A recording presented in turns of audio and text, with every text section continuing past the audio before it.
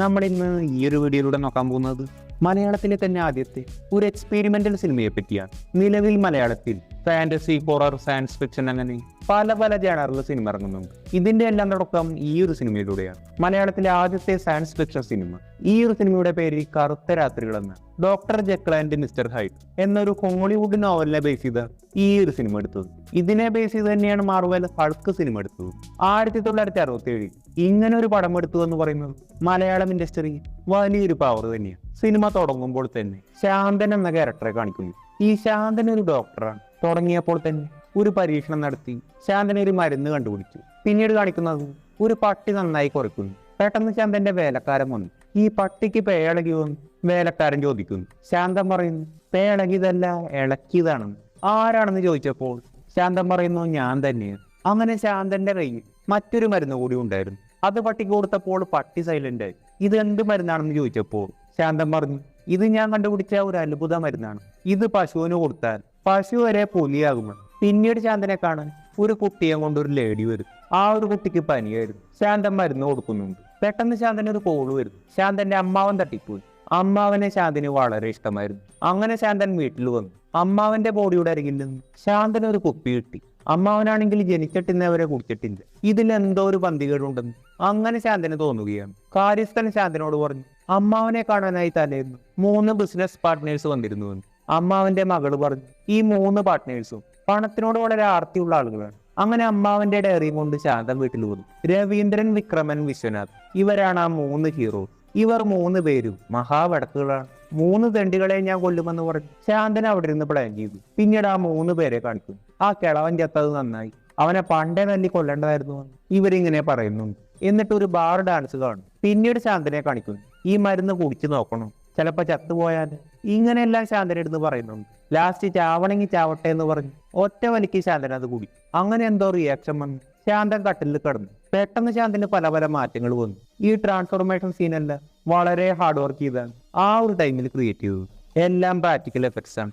അങ്ങനെ ശാന്തൻ ഒരു സോംബി പോലെയായി. കാണിച്ചു തരാടാന്ന് പറഞ്ഞ് ശാന്തൻ അവിടേക്ക് പോവുകയാണ്. പോകുന്ന വഴിക്ക് കുറച്ച് ആടുകളെ ഓടിച്ചിടുന്നു.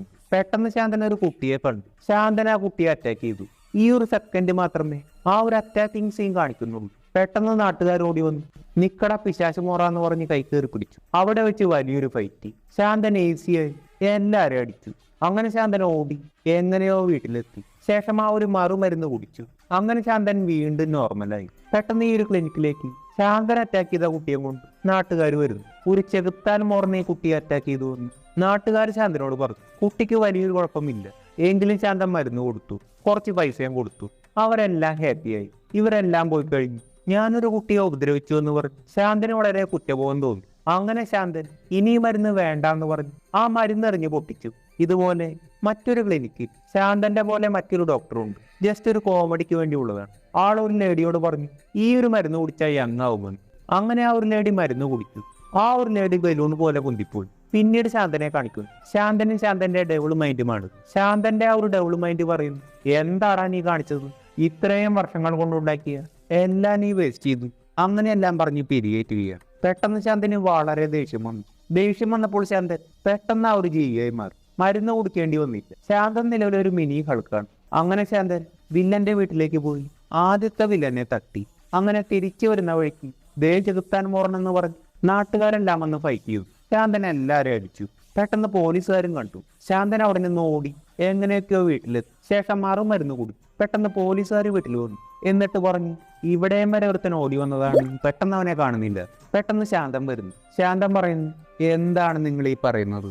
അങ്ങനെ ഒരുത്തൻ വന്നിട്ടുണ്ടെങ്കിൽ ഞാൻ കാണാതെ ഇരിക്കുമോ? അങ്ങനെയെല്ലാം പറഞ്ഞ് പോലീസുകാരെ കൺവിൻസ് ആക്കും. ശാന്തൻ ഇപ്പോൾ പേടിയായി തുടങ്ങി. തനിക്ക് ദേഷ്യം വന്നാൽ മരുന്ന് കുടിക്കാതെ തന്നെ പെട്ടെന്ന് ആ ഒരു ജീവിയായി മാറും. അങ്ങനെ പോലീസുകാർ പ്ലാൻ ചെയ്യുകയാണ്, ആരായിരിക്കും അവൻ, എന്തിനാണ് ഇവരെ കൊല്ലുന്നത്? അങ്ങനെയെല്ലാം ചിന്തിക്കും.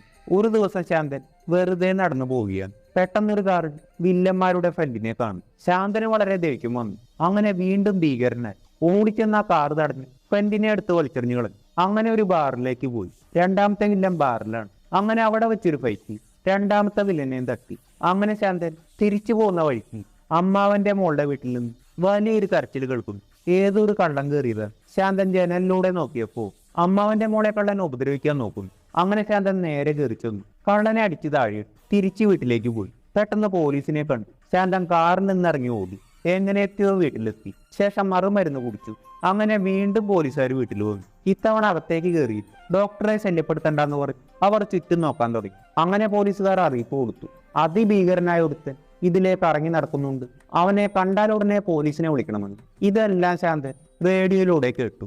ശാന്തന് വീണ്ടും ദേഷ്യം വന്നു. ശാന്തൻ വീണ്ടും ഭീകരജീവിയായി. ശാന്തൻ അങ്ങനെ മറുമരുന്ന് കുടിച്ചു. ഒരു ദിവസം ശാന്തൻ ഭീകരജീവിയായി പുറത്തു പോയി വന്നപ്പോൾ ശാന്തന്റെ ബന്ധുവായ ഫാർമസിസ്റ്റ് ഇപ്പോഴും വീട്ടിൽ പോയിട്ടില്ല. ശാന്തൻ മരുന്നെടുക്കാൻ നോക്കിയപ്പോൾ ആൾ ശാന്തന്റെ ഫേസ് കണ്ടു. ആള് വെടിവെക്കാൻ പോയപ്പോൾ ശാന്തൻ ആ മരുന്ന് കുടിച്ചു.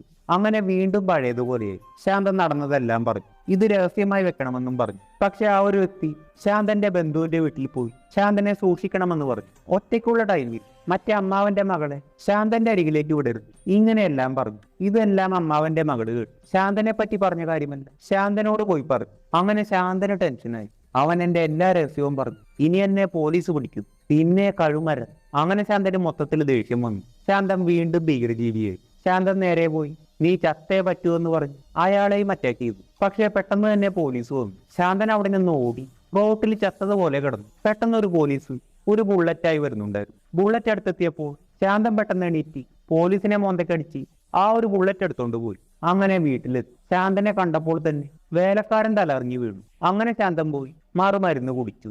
അങ്ങനെ പോലീസ് വീട്ടിൽ വന്നു. വേലക്കാരൻ പെട്ടെന്ന് എണീറ്റ് പോലീസിനോട് പറഞ്ഞു ഏതോ ഒരുത്തൻ എന്നെ അറ്റാക്ക് ചെയ്തു വന്നു. പെട്ടെന്ന് ശാന്തൻ വന്നു. പോലീസുകാർ പറഞ്ഞു നിങ്ങളുടെ വേലക്കാരനെ ഭീകരൻ അറ്റാക്ക് ചെയ്തു, അവൻ എന്തായാലും ഇവിടെ ഉണ്ട്. ശാന്തൻ പറഞ്ഞു എന്തൊക്കെയാണ് നിങ്ങൾ ഈ പറയുന്നത്? നിങ്ങൾ പറയുന്നത് കേട്ടാൽ തോന്നും ഞാനാണ് ഭീകരൻ. ഇങ്ങനെയെല്ലാം പറഞ്ഞു പോലീസുകാരെ കൺവിൻസ് ചെയ്തു. പെട്ടെന്ന് മറ്റേ വ്യക്തി കയറി വന്നു. ഇവൻ തന്നെയാണ് ഭീകരൻ എന്ന് പറഞ്ഞു. ഞാനല്ല എന്ന് ശാന്തൻ പറയുന്നു. മതിയുടെ ചെലുത്താമോറ നിന്റെ അഭിനയം എന്ന് പറഞ്ഞു. ശാന്തൻ പെട്ടെന്ന് ആ ഒരു ഭീകരജീവിയായി. ഓടി റൂമിൽ കയറി ശാന്തൻ മറുമരുന്ന് കുടിക്കാൻ നോക്കി. പക്ഷെ മരുന്ന് കഴിഞ്ഞു പോയി. ശാന്തൻ പെട്ടെന്ന് തന്നെ ആ ഒരു ടെൻഷനിൽ തട്ടിക്കൂട്ടി ഒരു മരുന്നുണ്ടാക്കി. ആ ഒരു മരുന്ന് കുടിച്ചു. അങ്ങനെ ശാന്തൻ മരണപ്പെടുകയാണ്. പക്ഷെ ശാന്തൻ മരിക്കുമ്പോൾ മനുഷ്യനായിട്ടാണ് മരിച്ചത്. അങ്ങനെ പടം കഴിയും. മികച്ചൊരു സ്റ്റോറിയായിരുന്നു. ആ ഒരു ടൈമിൽ ഇങ്ങനെ ഒരു പടം പിടിച്ചു എന്നുള്ളത് വലിയൊരു സംഭവം തന്നെയാണ്.